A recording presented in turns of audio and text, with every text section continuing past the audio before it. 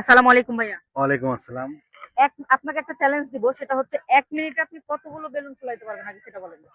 দেখি, চেষ্টা করব। আনুমানিক কয়টা? 10টা। 10টা বলেছে। আচ্ছা, প্রতিটা বেলুনের জন্য আমি যদি আপনাকে 5 টাকা করে দিই, তাহলে কয়টা ফুলাইতে পারবেন?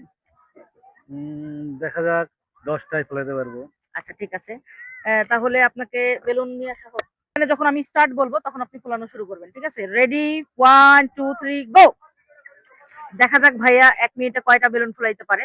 প্রতিটা বেলুনের জন্য ভাইয়াকে দেওয়া হবে 5 টাকা। সমস্যা নাই।